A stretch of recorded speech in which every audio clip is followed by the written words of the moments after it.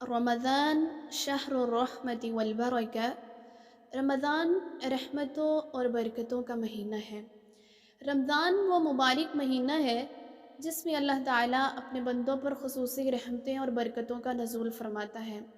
اس مہینے میں شیاطین کو قید کر کے اللہ تعالیٰ اپنے بندوں کو نیکی کے کاموں کی طرف رغبت دلاتا ہے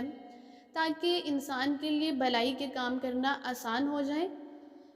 اس کے بارے میں صحیح مسلم کی ایک روایت ہے کہ رسول اللہ صلی اللہ علیہ وسلم نے فرمایا،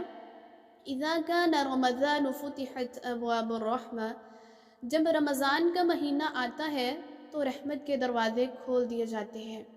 ایک اور روایت میں آتا ہے، مسند احمد کی روایت ہے کہ رسول اللہ صلی اللہ علیہ وسلم نے فرمایا، قد جاءکم رمضان، تحقیق تمہارے پاس رمضان آیا ہے، شہر مبارک، وہ برکتوں والا مہینہ ہے، افترض اللہ علیکم صیامہ،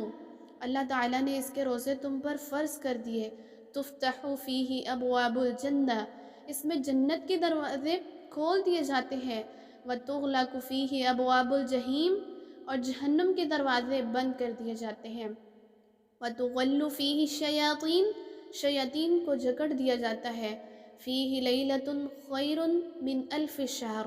اس میں ایک رات ایسی آنے والی ہے جو 1000 مہینوں سے بہتر ہے، اور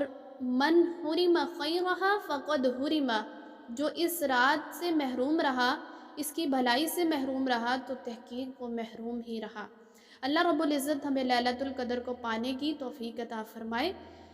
اور اس مہینے میں ہم اللہ کی رحمت اور برکتوں کو کیسے سمیٹ سکتے ہیں، وہ کون سے کام ہیں جو ہم کریں؟ نمبر 1، آپ نے عبادات میں کثرت کرنی ہے، چاہے وہ نفلی ہو اور فرضی عبادات ہوں۔